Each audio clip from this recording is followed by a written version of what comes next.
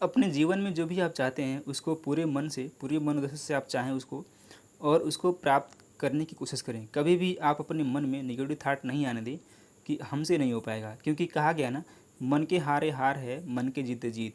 यदि आपने मन को मना लिया कि हम जीत जाएंगे, तो निश्चित तौर पे आपको हराने वाला कोई माई का लाल पैदा नहीं हुआ है। इसलिए जिस भी फील्ड में आप जाना चाहते हो, जिस भी कंपटीशन की तैयारी करते हो, उसको सबसे पहले तो आप अपने मन में विश्वास जगाइए कि आपके लिए बना है और आप इसे कर लेंगे। जो आई कैन डू इट, अपने अंदर आइए, फीलिंग लाइए, फिर देखिए आपकी तैयारी कैसे अच्छे से होगी और आप जो है कैसे और अच्छे से उसको कर पाएंगे और उसको पा लेंगे जो आप चाहते हैं। चलिए, इसी के साथ स्वागत है आपका यूनिवर्स क्लासेज में। मैं राम सिंह आप सभी का एक बार फिर से हार्दिक स्वागत करता हूँ। सुबह 10 बजे रोज होता है टीजीटी पीजीटी एलटी ग्रेड के लिए भूगोल का प्रैक्टिस सेट, उसी के साथ मैं आज उपस्थित हूँ। और शाम को होता है टीजीटी के लिए सोशल साइंस की प्रैक्टिस सेट, जो कि उसमें इतिहास और भूगोल की कंबाइन है। चलिए देखते हैं आज के इस महत्वपूर्ण सेशन में। क्वेश्चन की जहाँ आवश्यकता होगी वहाँ व्याख्या की जाएगी, तो आप जो है पेपर और पेन जरूर लेके बैठें, जिससे कि आप एडिशनल पॉइंट को नोट कर सकें। चलिए, निम्नलिखित में से कौन सा युग्म सही सम्मिलित नहीं है? कांट गैसीय सिद्धांत, जेम्स जीन्स एवं जेफ्रीज ग्रहाणु परिकल्पना, रसेल द्वैतारक परिकल्पना, या फिर लाप्लास निहारिका परिकल्पना। तो कांट का गैसीय परिकल्पना है और जीन्स जेफ्रीज ने ज्वारीय परिकल्पना का प्रतिपादन किया है, न कि ग्रहाणु परिकल्पना। इस तरह से बी गलत है और यही हमारा आंसर है। रसेल ने द्वैतारक परिकल्पना का प्रतिपादन किया है और लाप्लास ने निहारिका का। तो ये भी सही है, ये भी सही, ये भी सही, ये भी सही, लेकिन बी वाला जो है गलत है और यही हमारा आंसर है। हमसे गलत पूछा गया है। निम्न में से किस जलराशि की लवणता सबसे कम है? बाल्टिक सागर, कैस्पियन सागर, काला सागर, या फिर लाल सागर। तो सबसे कम जिसकी लवणता है वह है बाल्टिक सागर की। ऑप्शन नंबर ए करेक्ट हो जाएगा। निम्न लवणता क्षेत्र वह समुद्री क्षेत्र होता है जहाँ लवणता की मात्रा 20% से 35% के मध्य रहती है, जैसे बाल्टिक सागर, ओखोटस्क सागर, जापान सागर, बेरिंग सागर, आर्कटिक सागर आदि। अधिक लवणता के क्षेत्र जहाँ लवणता की मात्रा 37% से 40 के मध्य रहती है, जैसे लाल सागर, फारस की खाड़ी, रूम सागर आदि। अतः दिए गए विकल्प में क्या है? बाल्टिक सागर में सबसे कम लवणता पाई जाती है। चलिए अगला क्वेश्चन देखते हैं। निम्नलिखित में से किसमें उत्तरी भूमध्यरेखीय धारा ऋतु के अनुसार अपनी दिशा बदलती है? उत्तरी प्रशांत महासागर, हिंद महासागर, अटलांटिक महासागर, या फिर दक्षिणी प्रशांत महासागर। तो किसकी दिशा बदलती है? हिंद महासागर। ऑप्शन नंबर बी बिल्कुल करेक्ट है। निम्नलिखित में से कौन सा सिद्धांत प्रवाल भित्ति की उत्पत्ति से संबंधित नहीं है?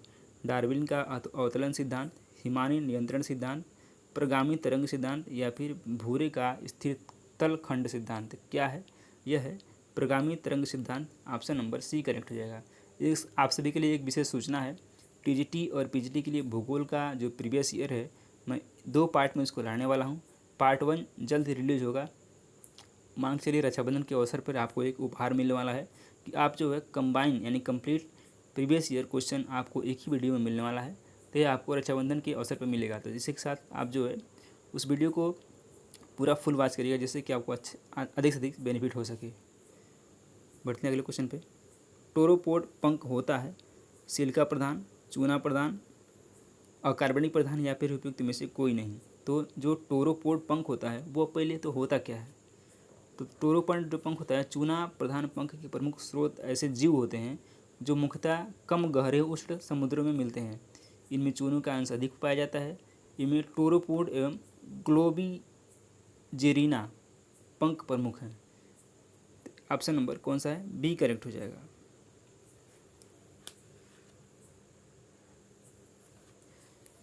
अगला क्वेश्चन लेते हैं। निम्नलिखित खाइयों में कौन सा प्रशांत महासागर में अवस्थित नहीं है?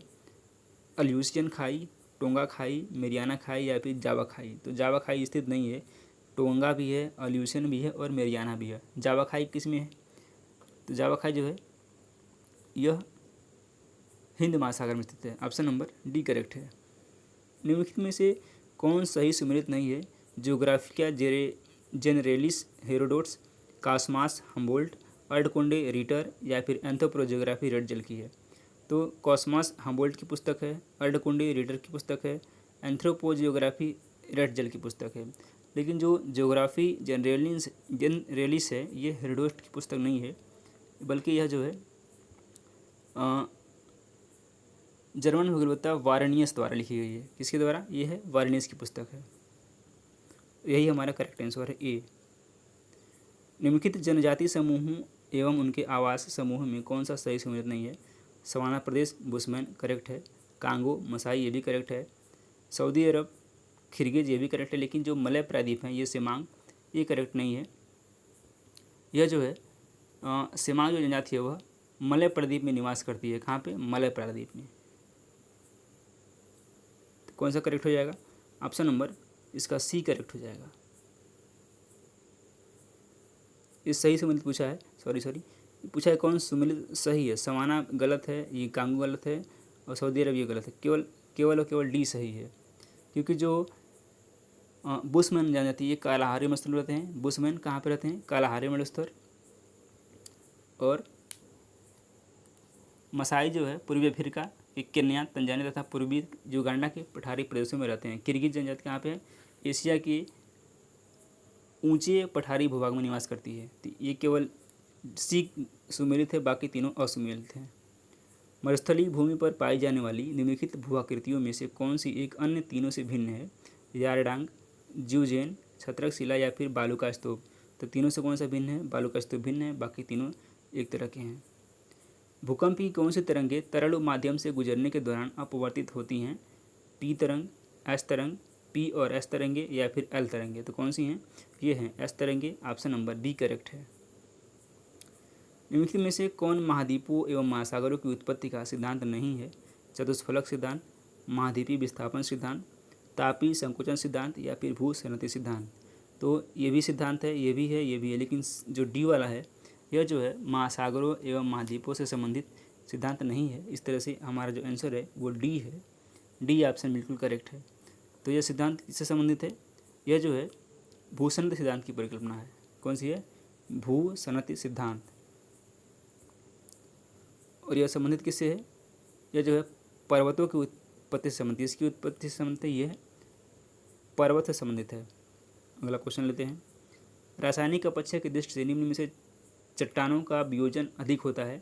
बेसिक आग्नेय, एसिड आग्नेय, उपयुक्त दोनों या फिर दोनों में से कोई नहीं। तो कौन सा है? बेसिक आग्नेय सही है, ए ऑप्शन। एक तरफ दिया है राज्य, एक तरफ दिया है अणुशक्ति केंद्र। कौन से अणुशक्ति केंद्र किस राज्य में है ये आपको बताना था।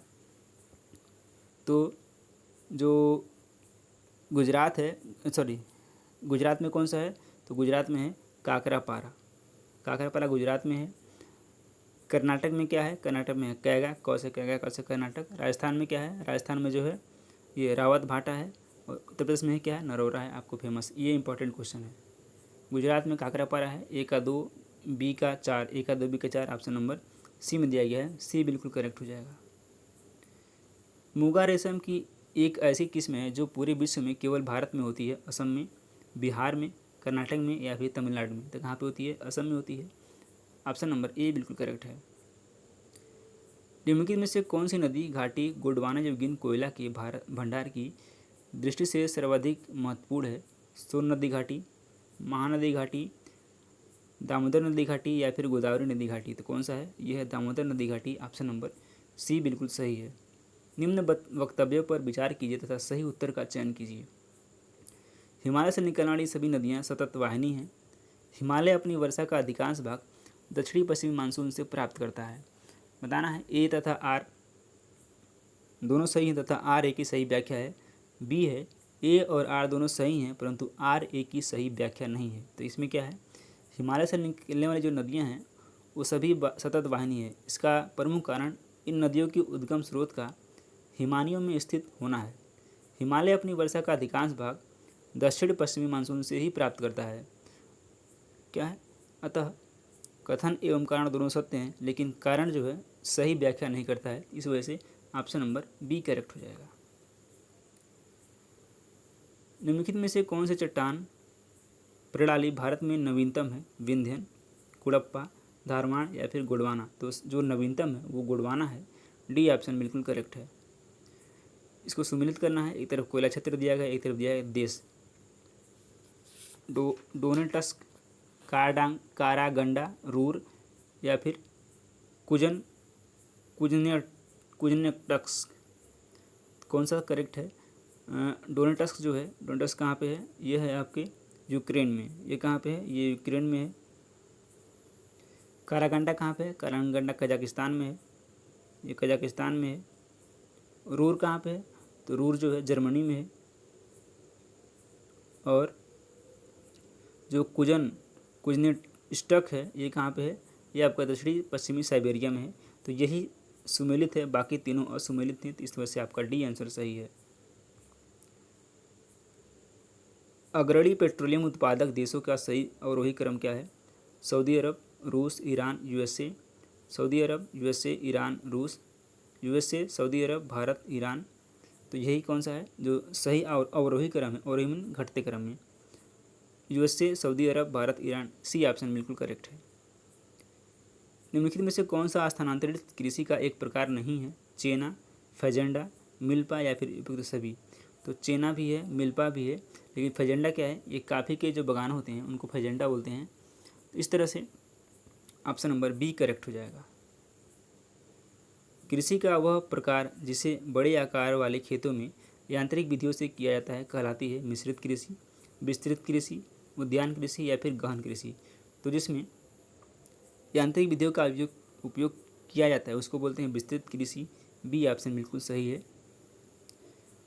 नूतन परिकल्पना के आधार पर निम्न में से किस विद्वान ने वायुमंडल को दो भागों में विभाजित किया है? हेविसाइड, नेपियर झा, मर्सेल निकोलेट या फिर कैनेली। तो किसने विवाद किया है? मर्सेल निकोलेट ने। सी ऑप्शन बिल्कुल सही है।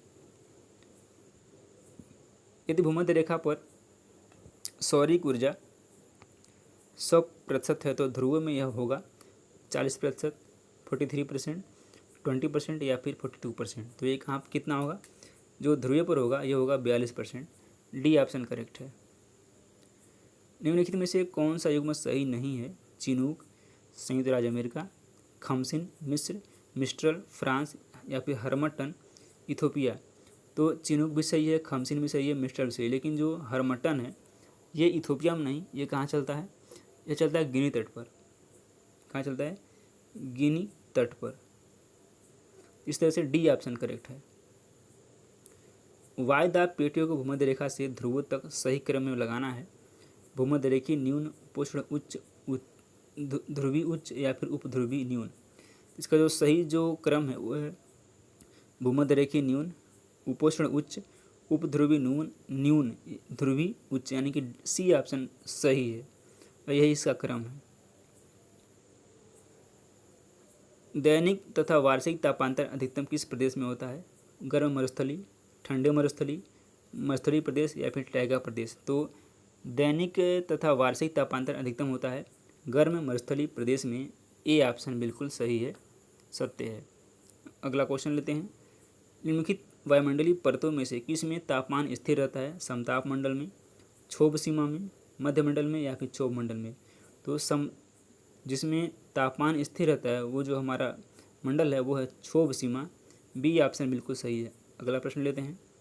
ग्रीन हाउस प्रभाव का प्रथम बार विवरण दिया गया था जोसेफ फोरियर द्वारा, रोलैंड द्वारा, जेम्स हटन द्वारा, मोलिना द्वारा। तो ग्रीन हाउस प्रभाव का जो प्रथम बार विवरण दिया गया था वो दिया गया था जोसेफ फोरियर द्वारा। ए ऑप्शन बिल्कुल करेक्ट है।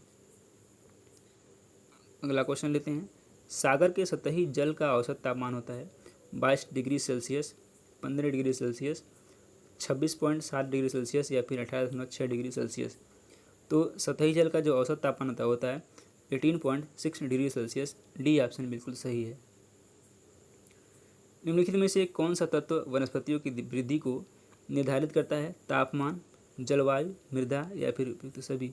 तो जो वनस्पतियों की वृद्धि है उसको जो निर्धारित करता है वह तापमान, मृदा और जलवायु तीनों निर्धारित करता है। इस तरह से डी ऑप्शन करेक्ट है। पर्यावरण के जैविक संगठक में शामिल नहीं है जंतु तंत्र, सूक्ष्म जीव तंत्र, पादप तंत्र या फिर मृदा तंत्र। तो कौन सा नहीं शामिल है? इसमें जो मृदा तंत्र है यह शामिल नहीं है। डी ऑप्शन करेक्ट है। शामिल क्या क्या होता है? जंतु तंत्र, पादप तंत्र, सूक्ष्म जीव तंत्र पर्यावरण के जैविक संगठक है। मृदा, जल, तापमान, वर्षा, सूर्यप्रकाश एवं वायुमंडल में विद्यमान रासायनिक पदार्थ पर्यावरण के अजैव घटक होते हैं। ये क्या है? ये अजैव घटक है। पारिस्थितिकी तंत्र क्रियाशील होता है ऊर्जा प्रवाह तथा पोषक तत्वों एवं खनिजों के परिसंचरण के माध्यम से, जीव समूहों को उनके पर्यावरण के साथ बढ़ते हुए अंतर संबंधों के माध्यम से, पर्यावरण के जैविक एवं अजैविक घटकों के एकीकरण के माध्यम से, या फिर डी भौतिक रासायनिक पर्यावरण के माध्यम से। तो कौन सा है? ऊर्जा प्रवाह तथा पोषक तत्वों एवं खनिजों के परिसंचरण के माध्यम से क्या होता है? क्रियाशील होता है। ये ऑप्शन बिल्कुल सही है। लास्ट प्रश्न इस सेशन का, थानथेड द्वारा निम्न में से किस तत्व को जलवायु प्रदेशों के निर्धारण में आधार नहीं माना गया है? तापमान का प्रभाव, वृष्टि का प्रभाव, वर्षा का मौसमी वितरण, या फिर स्थानिक वनस्पति। तो किसको आधार नहीं माना गया है? जो स्थानिक वनस्पति होती है उसको जलवायु प्रदेशों के निर्धारण में उसका आधार नहीं माना गया है, इन सबको माना गया है, यानी कि डी ऑप्शन बिल्कुल करेक्ट है। तो चलिए उम्मीद करते हैं कि आपको यह सेशन अच्छा लगा होगा। सेशन अच्छा लगे तो वीडियो को लाइक करें और चैनल को सब्सक्राइब जरूर करें। जहाँ भी रहें हंसते रहें, मुस्कुराते रहें और पढ़ाई करते रहें। धन्यवाद।